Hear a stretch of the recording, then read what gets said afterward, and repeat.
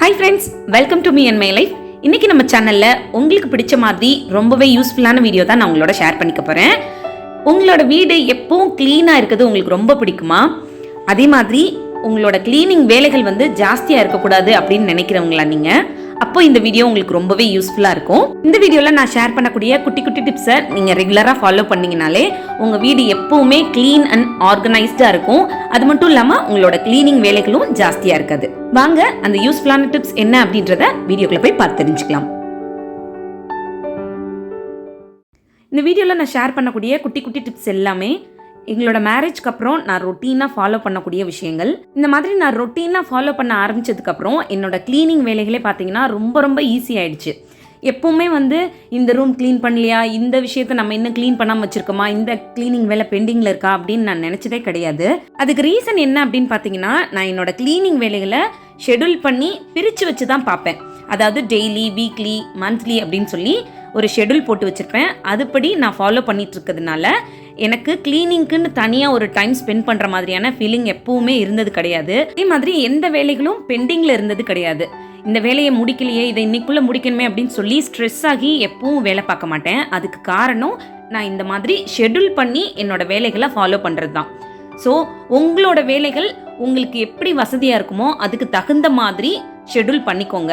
Daily உங்களால் என்னென்ன மாதிரி சின்ன சின்ன வேலைகள் பண்ண முடியும், கிளீனிங் வேலைகள், அதே மாதிரி வீக்லி என்ன வேலைகள் பண்ண முடியும், மந்த்லி என்ன வேலைகள் பண்ண முடியும் அப்படின்றத இந்த மாதிரி ஒரு ஷெடியூல் போட்டு ஃபாலோ பண்ணிங்கன்னா வீடு எப்பவும் நீட்டாக இருக்கும். அதே மாதிரி எந்த வேலைகளும் நீங்கள் செய்யாமல் விட்டு பெண்டிங்கில் ஒரே நேரத்தில் சேர்ந்து இருக்காது. ஸோ நான் சொன்ன மாதிரி ஷெடியூல் பண்ணி நீங்கள் உங்களோட வேலைகளை ஃபஸ்ட்டு 1 வீக் செஞ்சு பாருங்களேன். அதோட டிஃப்ரென்ஸ் உங்களுக்கே தெரியும்.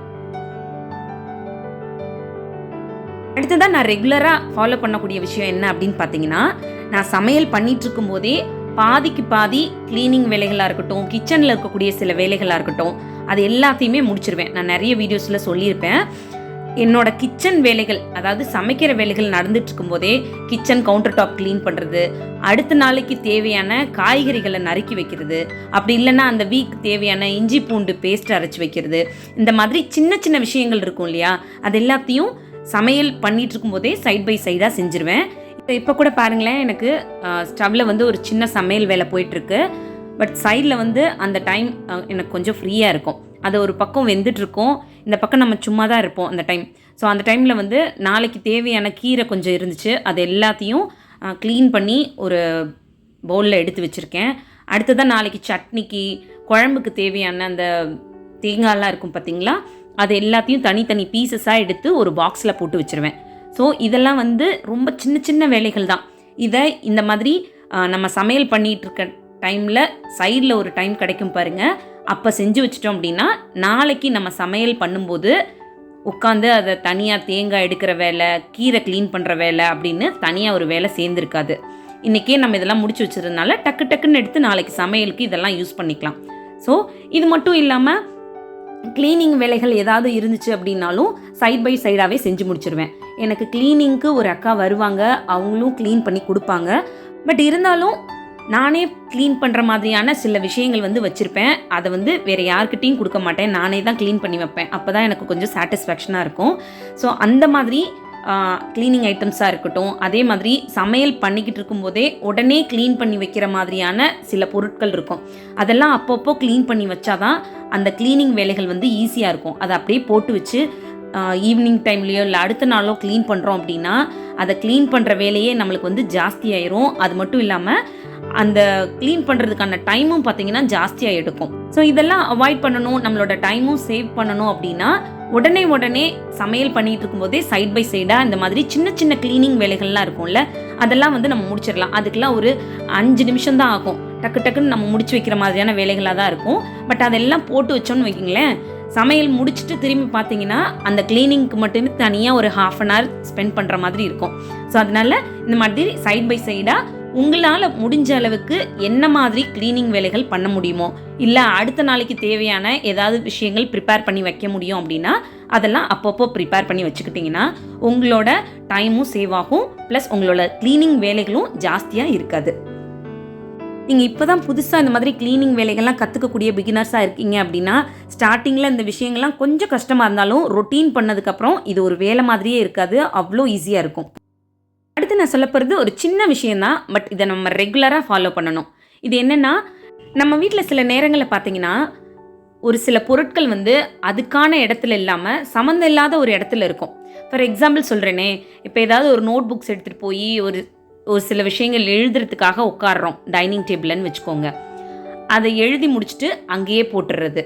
வெளியிலேருந்து ஏதாவது ஒரு திங்ஸ் வாங்கிட்டு வரோம், அதை வாங்கிட்டு வந்த பேக்கை கொண்டு வந்து டைனிங் டேபிள் ஃப்ரீயாக இருந்தால் அங்கே வச்சுருது, டீபாய் ஃப்ரீயாக இருந்தால் அங்கே வச்சுருது, கவுண்டர் டாப் ஃப்ரீயாக இருந்துச்சுன்னா அங்கே கொண்டு போய் வச்சுருது.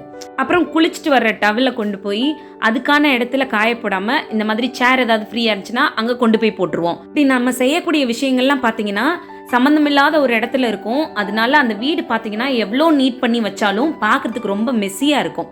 இந்த மாதிரி பண்ணுறது தப்பு கிடையாது. பட் உடனே அந்த இடத்த விட்டு அந்த பொருளை க்ளீன் பண்ணி அதுக்கான இடங்கள்ல வச்சுட்டிங்கனாலே வீடு எப்பவும் ஆர்கனைஸ்டாக இருக்கும் பார்க்குறதுக்கு.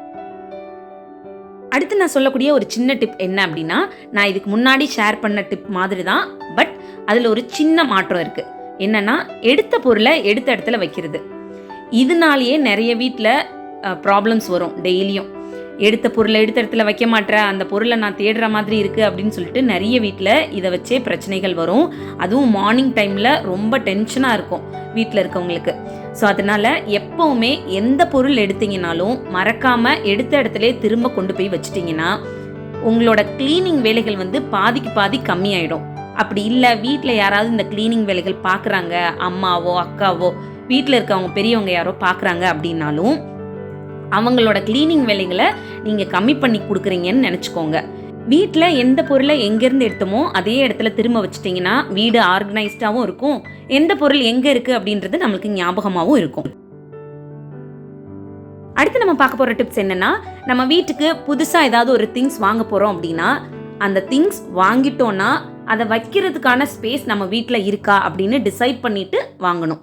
வாங்கினதுக்கப்புறம் அதுக்கான இடம் எங்கேயாவது இருக்கா அப்படின்னு சொல்லிட்டு வீட்டில் தேடிட்டே இருக்கக்கூடாது. அதே மாதிரி ஆல்ரெடி நம்ம க்ளீன் பண்ணி நீட் பண்ணி ஒரு ஸ்பேஸ் கொடுத்து ஒரு இடம் வச்சுருப்போம், அந்த இடத்துல இந்த பொருளை கொண்டு போய் வச்சிட்டோம் அப்படின்னா வீடு பார்க்குறதுக்கு ஒரு மாதிரி அடைச்சாப்பில் இருக்கும், ஒரு மாதிரி மெஸ்ஸியான லுக் கொடுக்கும் வீடு.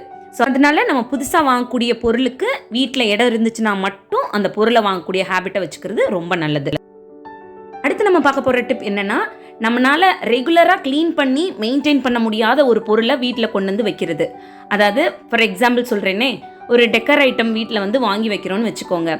அந்த டெக்கர் பீஸ் வந்து உங்களால் ரெகுலராக க்ளீன் பண்ணி நீட்டாக வச்சுக்க முடியும் அப்படின்னா தான் நீங்கள் வாங்கிட்டு வந்த பர்பஸும் சால்வ் ஆகும், அந்த பொருளும் எப்போவும் நீட்டாக இருக்கும். உங்களால் ரெகுலராக க்ளீன் பண்ணி மெயின்டைன் பண்ண முடியாமல் ஒரு பொருளை வீட்டில் வாங்கி வந்து வச்சோன்னா அது பாவமாக ஒரு ஓரத்தில் தூசி அடைஞ்சு கிடக்கும்.